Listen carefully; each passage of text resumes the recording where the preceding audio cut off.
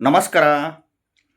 ದುಡ್ಡಿಗಾಗಿ, ಹಣಕ್ಕಾಗಿ ಪರಪುರುಷರ ಜೊತೆ ಮಲಗುವ ರಾಶಿ ನಕ್ಷತ್ರದವರು ಯಾರ್ಯಾರು? ಈಗ ಈ ಎಸ್ಪೆಷಲಿ ಈ ಜಾತಕದಲ್ಲಿ ನೋಡಿ, ಹೇಳ್ತೀನಿ ಯಾವ್ಯಾವ ರಾಶಿ ನಕ್ಷತ್ರದವರು ಅಂತ. ಮೊದಲು ಹೊಸದಾಗಿ ವಿಡಿಯೋವನ್ನು ನೋಡ್ತಾ ಇದ್ದವರು ಚಾನಲ್ನ ಸಬ್ಸ್ಕ್ರೈಬ್ ಮಾಡ್ಕೊಳ್ಳಿ. ಈ ಜಾತಕದಲ್ಲಿ ಲಗ್ನಾಧಿಪತಿ ಪಂಚಮ ಸ್ಥಾನದಲ್ಲಿ ಇದ್ದಾಗ ಅಥವಾ ಪಂಚಮಾಧಿಪತಿ ಲಗ್ನದಲ್ಲಿ ಇದ್ದಾಗ, ಇನ್ನೊಂದು ಲಗ್ನಾಧಿಪತಿ ಸಪ್ತಮದಲ್ಲಿ ಇದ್ದಾಗ ಅಥವಾ ಸಪ್ತಮಾಧಿಪತಿ ಲಗ್ನದಲ್ಲಿ ಇದ್ದಾಗ, ಅದು ಬಿಟ್ಟರೆ ಪೂರ್ವ ಪುಣ್ಯ ಸ್ಥಾನದಲ್ಲಿ ಅತಿ ಹೆಚ್ಚು ಗ್ರಹಗಳು ಕುತ್ಕೊಳ್ಳೋದು ಅಥವಾ ತೃತೀಯ ಭಾವದಲ್ಲಿ ಅತಿ ಹೆಚ್ಚು ಗ್ರಹಗಳು ಕುತ್ಕೊಳ್ಳೋದು ಅಥವಾ ಸಪ್ತಮ ಭಾವದಲ್ಲಿ ಅತಿ ಹೆಚ್ಚು ಗ್ರಹಗಳು ಕುತ್ಕೊಳ್ಳೋದು, ಅದು ಬಿಟ್ಟರೆ ಅಷ್ಟಮ ಭಾವದಲ್ಲಿ ಅತಿ ಹೆಚ್ಚು ಗ್ರಹಗಳು ಕುತ್ಕೊಳ್ಳೋದು, ವ್ಯಯಭಾವದಲ್ಲಿ ಅತಿ ಹೆಚ್ಚು ಗ್ರಹಗಳು ಕುತ್ಕೊಳ್ಳೋದು, ಈ ರೀತಿ ಎಲ್ಲ ಇದ್ದು, ಅಥವಾ ಲಗ್ನದಿಂದ ಅಷ್ಟಮ ಸ್ಥಾನದಲ್ಲಿ ಶುಕ್ರ ಕುತ್ಕೊಂಡಿರೋದು, ಶುಕ್ರನ ಜೊತೆಗೆ ರಾಹು ಕುತ್ಕೊಂಡಿರೋದು, ಈ ರೀತಿ ಇದ್ದಾಗ, ಮತ್ತು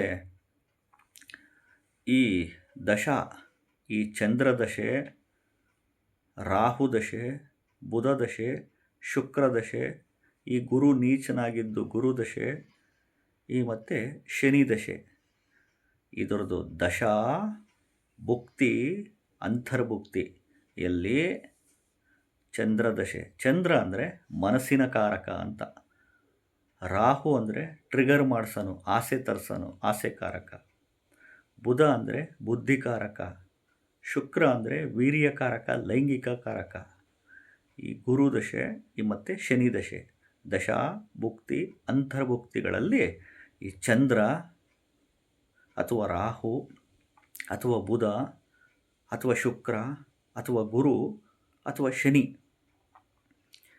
ಈ ಒಂದು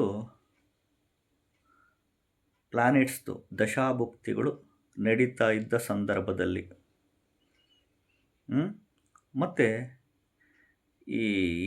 ಮತ್ತು ಯಾವುದೇ ಗ್ರಹದ ದಶಾಭುಕ್ತಿಗಳು ನಡೀತಾ ಇರಲಿ, ಆ ದಶಾಭುಕ್ತಿಗಳಲ್ಲಿ ಈ ಮೂರನೇ ಮನೆ ಆಪ್ರೇಟ್ ಆಗಬೇಕು. ಮೂರನೇ ಮನೆ, ಐದನೇ ಮನೆ, ಇವೆಲ್ಲ ಪ್ರೀತಿ ಪ್ರೇಮದ ಮನೆ. ಮೂರನೇ ಮನೆ, ಐದನೇ ಮನೆ, ಇವೆಲ್ಲ ಪ್ರೀತಿ ಪ್ರೇಮದ ಮನೆ,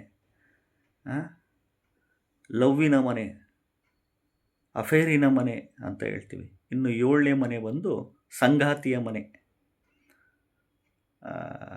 ಸೆಕ್ಸ್ನ ಮನೆ, ಸಂಗಾತಿ ಬಯಸ ಅಂತ ಮನೆ. ಇದರ ಜೊತೆಗೆ 8ನೇ ಮನೆ, 12ನೇ ಮನೆ ಜೊತೆಗೆ ಸೇರ್ಕಂತು ಅಂದಾಗ ಅಲ್ಲಿಗೆ 3ನೇ ಮನೆ, 5ನೇ ಮನೆ, 7ನೇ ಮನೆ, 8ನೇ ಮನೆ, 12ನೇ ಮನೆ ಬಂತು ಅಂದರೆ ಈ ಲವ್ವು, ಪ್ರೀತಿ, ಪ್ರೇಮ, ಅಫೇರು, ಅಕ್ರಮ ಸಂಬಂಧ, ಇಲ್ಲೀಗಲ್ ರಿಲೇಷನ್ಶಿಪ್ಪು ಇವೆಲ್ಲ ಉಂಟಾಗ್ಬಿಡುತ್ತೆ. ಇದು ಜಾತಕದಲ್ಲಿ ಈ ರೀತಿ ಇದ್ದಾಗ, ದಶಾ ಭುಕ್ತಿ ಅಂತರ್ಭುಕ್ತಿಗಳಲ್ಲಿ ಈ ಒಂದು ಗ್ರಹಗಳು ಪ್ಲೇಸ್ಮೆಂಟು ಈ ರೀತಿ ಕುತ್ಕೊಂಡಿದ್ದಾಗ ಈ ಒಂದು ವಿಚಾರಗಳಲ್ಲೆಲ್ಲ ಖಂಡಿತವಾಗ್ಲೂ ಬಂದ್ಬಿಡುತ್ತೆ.